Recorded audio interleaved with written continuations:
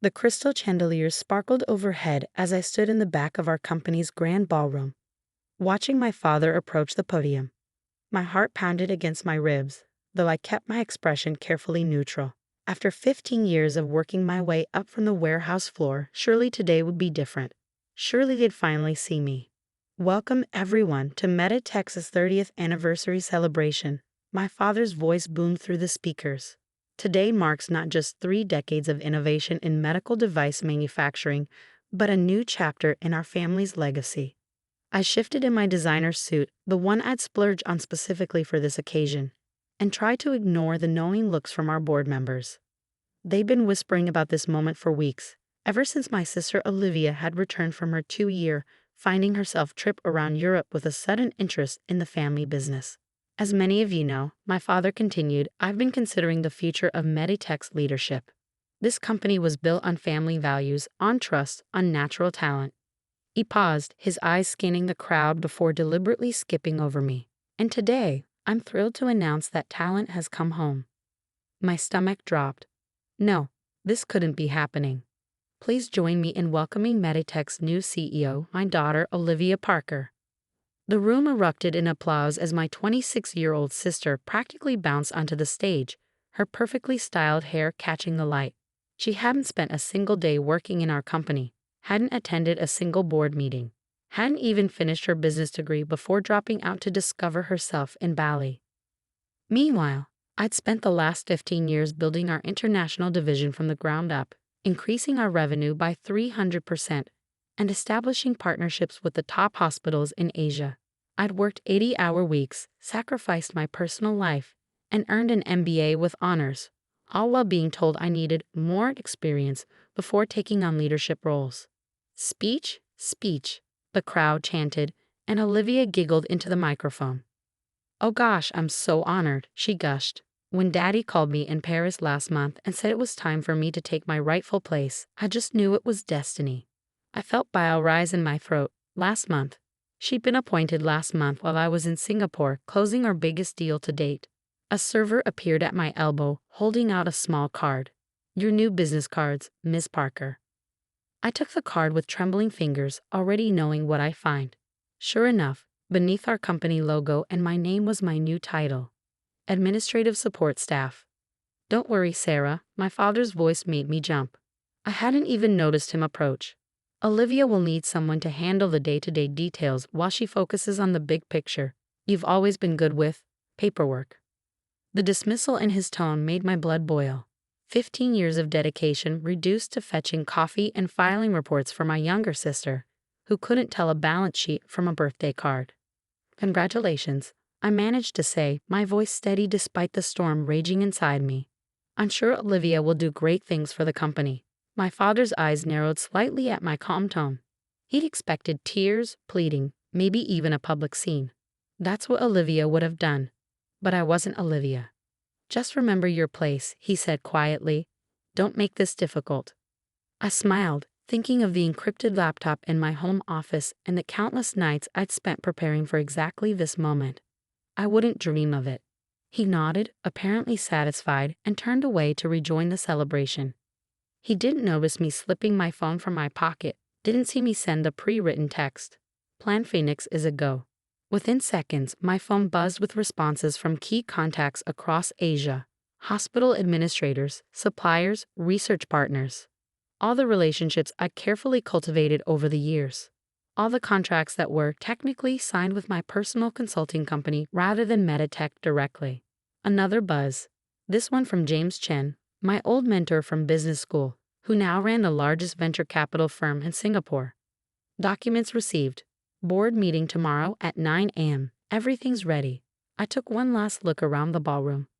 Olivia was holding court near the champagne fountain, already talking about redecorating the executive office. My father was beaming proudly beside her, probably relieved he finally found a way to keep his favorite daughter close to home.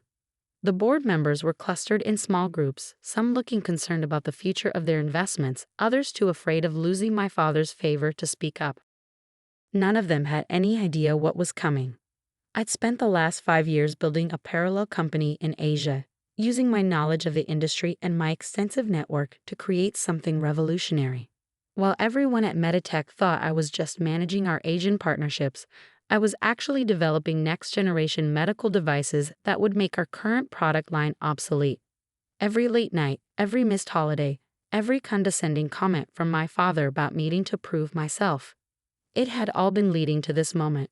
I'd known, deep down, that they'd never see me as more than the reliable daughter, the backup plan, the one who would silently support Olivia's inevitable ascension to the throne. So I'd built my own kingdom. Tomorrow, while Olivia was probably nursing a champagne hangover and planning office furniture upgrades, I would be announced as the CEO of Phoenix Medical Technologies, backed by $500 million in venture capital and strategic partnerships with the top 5 hospital groups in Asia.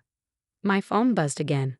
The PR firm confirmed that tomorrow's press release was ready to go. Phoenix Medical Technologies revolutionizes the medical device industry with breakthrough technology. I smiled, picturing my father's face when he realized that his reliable, quiet, administrative daughter had just become his biggest competitor. The contracts he thought were secured. They'd all be switching to Phoenix within months. The innovation pipeline he bragged about, empty because all the real breakthroughs had been developed under my other company's banner. Sarah, Olivia's voice cut through my thoughts. Be a dear and grab me another champagne. And maybe start working on my schedule for next week. I'm thinking we'll need lots of meetings so I can learn all this boring business stuff. I picked up a champagne flute from a passing waiter and handed it to her with a smile. Of course. Anything else? She waved me away, already turning back to her admirers. That's all for now. Oh, and maybe start cleaning out your office? I think I want to use that space for a meditation room. Don't worry, I said softly, more to myself than to her. I won't be needing that office anymore. As I walked out of the ballroom, head held high, I felt lighter than I had in years. Tomorrow, everything would change. Tomorrow they'd learn that the daughter they had underestimated had quietly built an empire of her own. My phone buzzed one final time, a message from my assistant at Phoenix. Shanghai Stock Exchange confirmed. IPO filing complete. Game on. The next morning, I arrived at the office early, dressed in my sharpest suit. The cleaning crew was still erasing evidence of last night's celebration, and the lobby was quiet except for the gentle hum of computers starting up for the day. I walked to my soon-to-be former office, taking in the familiar sight of the awards I'd won from Meditech displayed on the walls. Sales excellence, innovation leadership, international business development, all achievements that had somehow never been quite good enough for my father. My assistant Jenny was already at her desk. She was one of the few people who knew about Phoenix, having helped me manage both roles for the past 3 years. Everything's ready, she said quietly, handing me a stack of papers. The press release goes live in 30 minutes. Your resignation letter is on top. I nodded, scanning the letter one last time. It was polite, professional, and gave no hint of what was about to happen. Has Olivia arrived yet? Jenny smirked. No, but she called to say she'll be in around 11. She's having a creative breakfast to brainstorm new company colors. Perfect. I gathered my personal items, just a small box, as most of my real work had been done from my home office for years. You know what to do next. She nodded, already packing up her own things. My resignation goes in right after yours. I start at Phoenix's Singapore office next week. I smiled, grateful for her loyalty. First-class tickets are booked. You'll love the apartment we've arranged. As I walked toward my father's office, I passed the conference room where the board meeting would be held in a few hours. They'd be gathering to discuss Olivia's vision for the company's future. By then, Phoenix's announcement would have hit the news, and Meditech's stock would be in freefall. My father was already at his desk, reading through some papers with a frown. He looked up as I entered, his expression darkening slightly. Sarah, I hope you're here to tell me you've accepted your new role. I placed my resignation letter on his desk. Actually, I'm here to tell you I'm leaving. He barely glanced at the letter. Don't be dramatic. Where else would you go? This company is your life. No, I said calmly. This company was your life. I've built something else. Before he could respond, his computer chimed with a news alert. Then another, and another. I watched as he clicked on the first link, his face draining of color as he read the headline. Phoenix Medical Technologies announces revolutionary new product line, backed by $500 million investment. His eyes scanned the article, growing wider as he reached the part about the CEO. My name. My photo. My company. "What have you done?" you whispered. "I built something of my own," I replied. "Something better than what you've built here. Those partnerships in Asia you were so proud of, they're moving to Phoenix. Those innovations you've been promising shareholders, they're going to be launched under my banner." He stood up so quickly his chair crashed against the wall. "You stole from us. You used our contacts, our resources." "No," I cut him off. "I used my contacts, my resources. Everything was done legally, ethically, and completely separately from Meditech. Check the contracts if you don't believe me. Your lawyers will find everything in order." His face was turning purple with rage. "I'll sue you. I'll destroy you. You'll do nothing," I said firmly, "because any attack on Phoenix will only expose how badly you've mismanaged Meditech. How you appointed an unqualified CEO based on favoritism rather than merit. How you drove away your most experienced executive because you couldn't see past your own bias."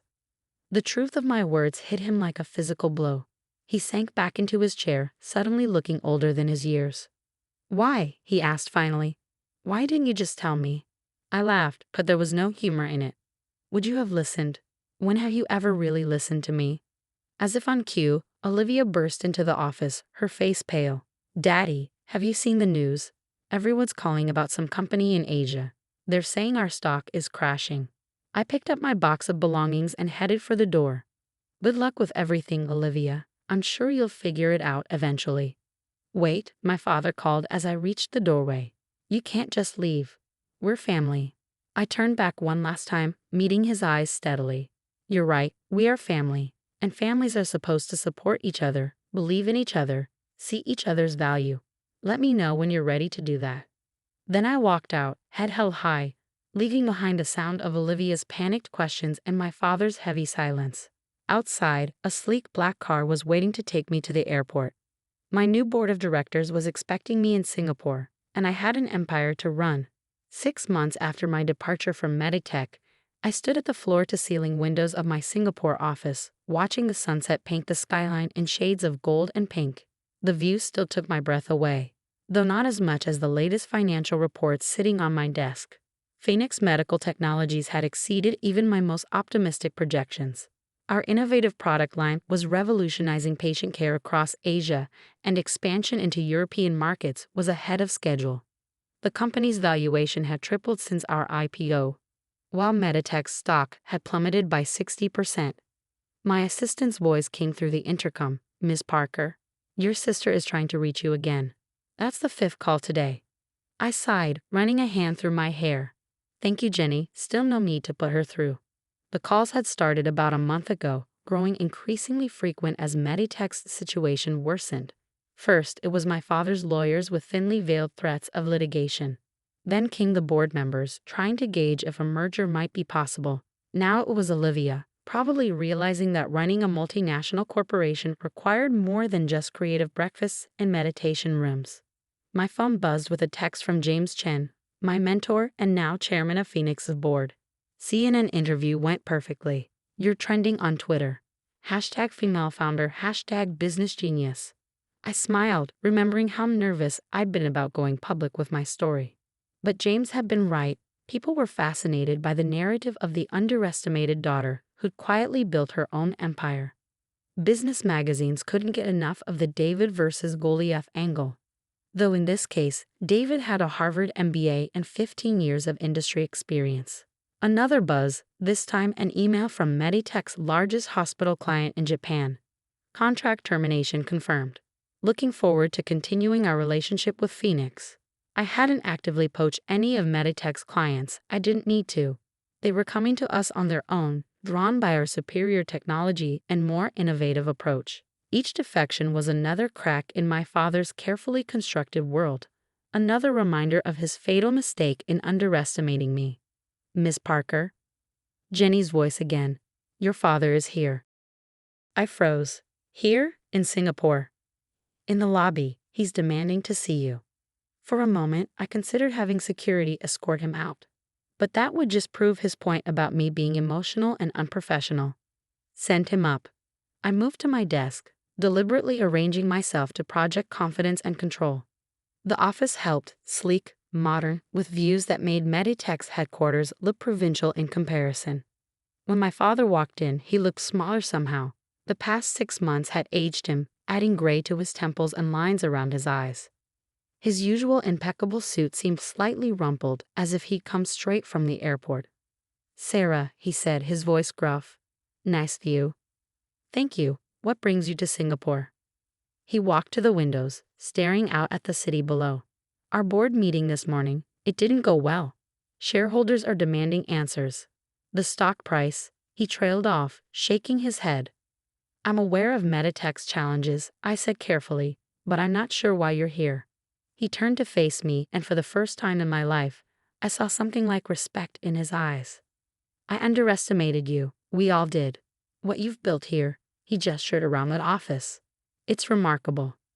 "Thank you," I replied, keeping my voice neutral. "But that doesn't answer my question." He pulled a folder from his briefcase, placing it on my desk. "We want to propose a merger. Phoenix would be the parent company, of course. You'd have complete control." I opened the folder, scanning the terms. They were surprisingly generous, desperate even. "And Olivia? She resigned last week, said she needed to find herself again." He almost smiled. "Apparently, running a company involves too many spreadsheets and not enough meditation." Despite everything, I felt a twinge of sympathy. This couldn't be easy for him, coming to his scorned daughter, hat in hand, asking her to save the company he built. "The merger would make sense," he continued. "Combined resources, expanded market share. We could be stronger together than apart." I stood up, walking to the window to gather my thoughts. Below, Singapore's business district buzzed with energy, a testament to the new world of opportunities I'd discovered beyond Meditech's shadow. "You know what I remember most about working at Meditech?" I asked, not turning around. "Not the late nights or the deals or even the constant struggle for recognition. I remember sitting in board meetings, watching you beam with pride every time Olivia stopped by to share her latest adventure. She'd interrupt important discussions to show photos from her travels, and you'd act like she was presenting groundbreaking market research." "Sarah." "Meanwhile," I continued, "I was actually doing the market research, building the partnerships, creating the innovations that kept the company growing. But that was just paperwork to you. Details, nothing worthy of real pride." He was quiet for a long moment. "I was wrong." "Yes, you were." I turned to face him. "And now you want me to save you, to merge my success with your failure and pretend none of it happened." "We're still family," he said quietly. "Are we?" "Because families support each other. They recognize each other's worth. They don't spend years dismissing one child's achievements while celebrating another's basic existence." He sank into one of my visitor chairs, suddenly looking every bit his age. "What do you want me to say? That I failed you? That I was blind? That watching you outmaneuver me was the wake-up call I needed?" "I don't want you to say anything," I replied. "I want you to understand something. Phoenix isn't just a company to me. It's proof that I didn't need your approval to succeed. That all those years of being underestimated only made me stronger." I picked up the merger proposal, holding it out to him. "I won't merge with Meditech. Not now, not ever. But I will offer to buy your most valuable patents at a fair price. You can use that money to restructure, to start fresh with a new focus. Maybe even build something worthy of the daughter you still have." He took the folder, his hands trembling slightly. "And what about us? Can we start fresh too?" I sat back down at my desk, thinking of all the family dinners I'd endured, all the achievements that had gone unrecognized, all the times I'd been told to support Olivia's dreams while setting aside my own. "That depends," I said finally. "Are you ready to see me for who I really am? Not just the reliable daughter, not just the one who handles the paperwork, but a leader in my own right?" He nodded slowly, a mix of regret and pride crossing his face. "I already do. Everyone does now. You've made sure of that." As he stood to leave, he paused at the door. "For what it's worth, your mother would have been proud. She always said you had a quiet strength that would surprise us all someday." After he left, I stayed at my desk for a long time, watching the city lights come alive as darkness fell. My phone buzzed with updates about Phoenix's latest successes, but for once, I wasn't thinking about business. I was thinking about strength, about family, and about the different ways we prove ourselves in the world. Some people, like Olivia, made noise and demanded attention. Others, like me, built empires quietly, letting success speak for itself. My father had finally learned to listen. The question was I ready to start speaking again? 3 months after my father's visit to Singapore, I found myself back in Boston for the annual Healthcare Innovation Summit. Phoenix was being honored with the Industry Disruptor Award, and I was scheduled to deliver the keynote speech. Standing in my hotel room, adjusting my earrings in the mirror, I couldn't help but appreciate the irony. A year ago, I had been relegated to fetching coffee at Meditech's award ceremony. Now I was headlining the industry's most prestigious event. My phone buzzed with a text from Olivia. "Can we meet for coffee before your speech?" "Please." I hesitated. Since her resignation from Meditech, Olivia had been reaching out regularly, her messages ranging from angry accusations to tearful apologies. But something about this one felt different, simpler, more genuine. "Four Seasons Lobby Cafe, 9 a.m., I replied. I had 2 hours before my keynote, and maybe it was time to hear what my sister had to say. When I arrived at the cafe, Olivia was already there, fidgeting with a paper napkin. She looked different, less polished, more real. Gone were the designer clothes and perfectly styled hair. Instead, she wore jeans and a simple sweater, her hair pulled back in a casual ponytail. "You look good," I said, sliding into the chair across from her. She managed a small smile. "You look amazing. I saw your Forbes cover last week. The Silent Strategist. How Sarah Parker built a billion-dollar empire while no one was watching." That wasn't my chosen headline, I admitted, ordering a coffee. The media loves the whole underdog narrative. "But it's true, isn't it?" Olivia leaned forward. "You built something extraordinary while we were all too self-absorbed to notice." I studied her face, looking for the manipulation I had grown accustomed to, but found only sincerity. "Why did you want to meet, Olivia?" She took a deep breath. "I've been in therapy, after everything. It's been eye-opening, looking back at our family dynamics, how Dad always pitted us against each other, how I bought into the role of the golden child without ever questioning the cost." "And what cost was that?" "Our relationship," she said quietly, "your chance to be seen and valued. My opportunity to actually earn something on my own merit. Dad did us both a disservice, didn't he?" I felt something tight in my chest begin to loosen. Yes, he did. "When I resigned from Meditech," Olivia continued, "everyone assumed I had failed. But the truth is, I was relieved. Being CEO was never my dream. It was Dad's dream for me. I spent so many years trying to be what he wanted that I lost sight of who I actually am." "And who is that?" I asked, genuinely curious. She smiled, reaching into her bag. "Remember when we were kids, before Mom died? How we used to put on plays in the backyard?" She pulled out a playbill from a small community theater. "I've been doing local theater. Small parts, nothing glamorous. But for the first time in my life, I feel like I'm pursuing something because I love it, not because someone else expects it of me." I picked up the playbill, reading her name in the cast list. Lead role in The Glass Menagerie. That's hardly a small part. "Opening night is next month," she said, hesitating. "I know we have a lot to work through, but I'd really love it if you could come." Before I could respond, my phone buzzed with a reminder about the keynote. "I have to go," I said, standing up. "The speech." "Of course." Olivia stood too. "I watched your TED talk, by the way, the one about authentic leadership and recognizing talent in unexpected places. It made me think about how many times I took credit for your ideas at Meditech. How I never acknowledged the work you did behind the scenes." "Olivia." "No, let me finish," she interrupted. "I'm sorry, Sarah.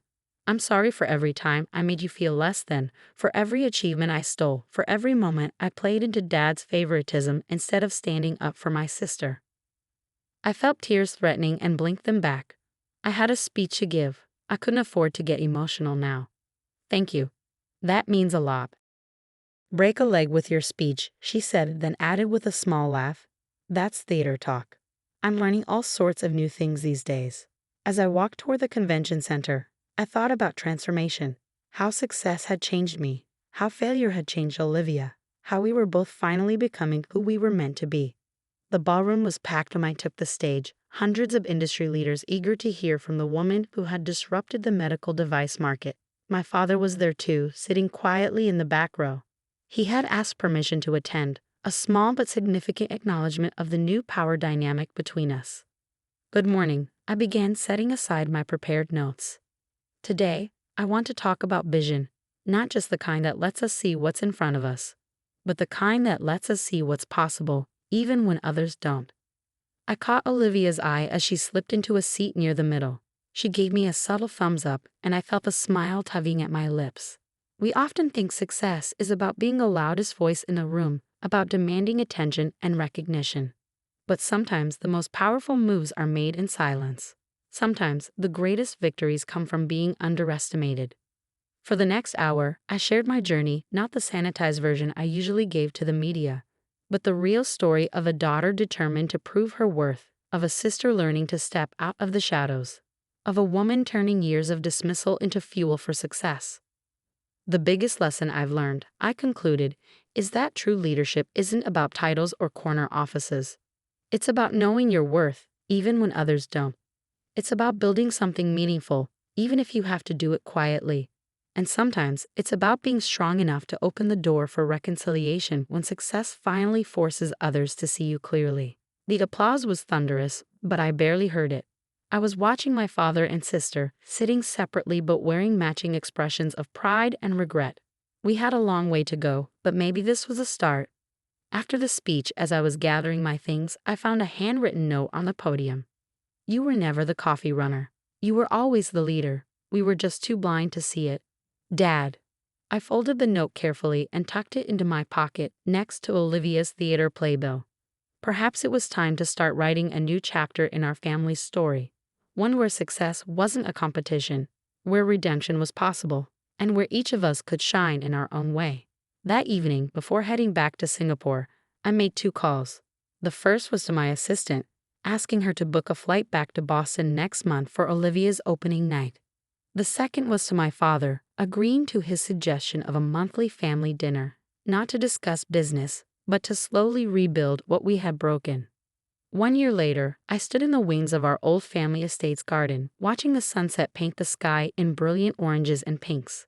The space had been transformed with twinkling lights and elegant table settings for Phoenix Medical Technology's 5-year anniversary celebration.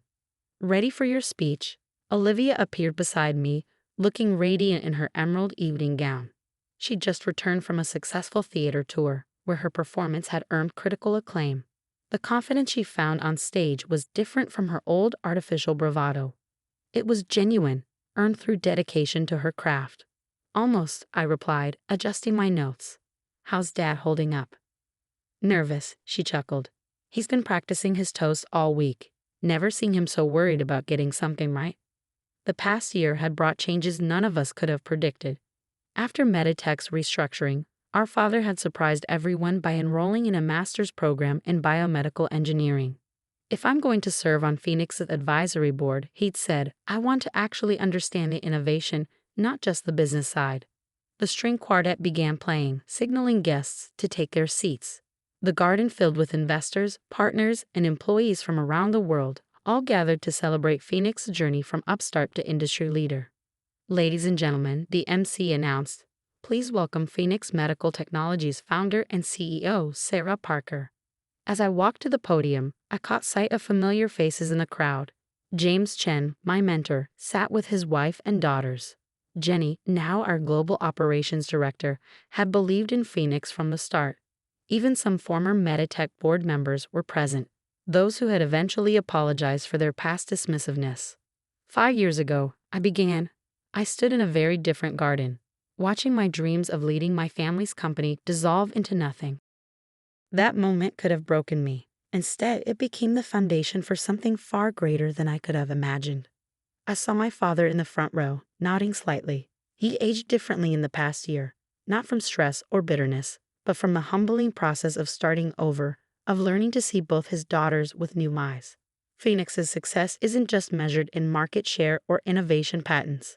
It's measured in the lives we touched, the patients benefiting from our technologies, the employees who've grown with us, and yes, even the relationships that have been transformed along the way. Olivia caught my eye and smiled. Last month, she had launched a theater program for Phoenix employees' children. combining her passion for performance with her newfound appreciation for the business world. Everyone deserves a chance to shine, she'd said. I just needed to find my own spotlight instead of stealing yours. They say success is the best revenge, I continued, but I've learned it can also be the best teacher.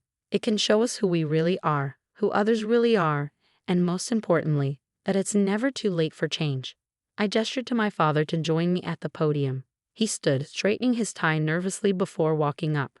This moment had been his idea, a public acknowledgement of both his past mistakes and our new beginning. When Sarah first left Meditech, he began, his voice thick with emotion. I thought she was being spiteful, trying to hurt our family business. I couldn't have been more wrong. She wasn't trying to hurt anything, she was building something. Something better than I ever built because she understood what I had forgotten. That true success comes from valuing people for who they are, not who we want them to be. He turned to face me directly. I spent years missing the incredible leader right in front of me, trying to force your sister into a role that was clearly meant for you. But you never let my blindness define you. You took every dismissal, every underestimation, and turned it into fuel for your vision. Tears threatened, but I held them back. This wasn't a moment for sadness, it was a moment of triumph, of healing, of new beginnings. Today, he continued, I'm not just proud of Phoenix's success. I'm proud of both my daughters. Sarah, for having the strength to build her own path when I closed the one she deserved. And Olivia, for having the courage to find her true calling, even when it meant disappointing my expectations. Olivia joined us at the podium, completing our family circle. The audience watched in respectful silence as years of pain and misunderstanding transformed into something new. The future of Phoenix is bright, I said, raising my glass. Not just because of our innovations or our market position, but because we've learned the most important lesson in both business and family. That true strength comes from recognizing and nurturing the unique talents of each person. The celebration continued late into the night. I watched my father deep in conversation with James Chen about Phoenix's latest research developments, his eyes lighting up with genuine enthusiasm. Olivia entertained a group of international partners with stories from her theater tours, finally comfortable being herself instead of who she thought she needed to be. Later, as the party wound down, I found myself back in the quiet of the garden, the same garden where years ago I felt invisible and undervalued. Now it was filled with the warmth of genuine success and reconciliation. Quite a night, my father said, joining me by the rose bushes my mother had planted decades ago. Your mother would have loved this. She would have, I agreed, though I think she knew all along this would happen someday. He nodded thoughtfully. She always said you had her spirit, quiet but unstoppable. I should have listened. We can't change the past, I said, thinking of all the years we'd lost to pride and misunderstanding. But we can keep building a better future. Speaking of building, he pulled out a small box. I have something for you. I found it in your mother's old papers while cleaning out my office at Meditech. Inside was a delicate silver compass, its face slightly tarnished but still beautiful. A note in my mother's handwriting read, For Sarah, because true north isn't always where others tell you to look. She left it for you before she died, my father explained. Asked me to give it to you when you found your path. I think she knew, even then, that your journey would be different from what I had planned.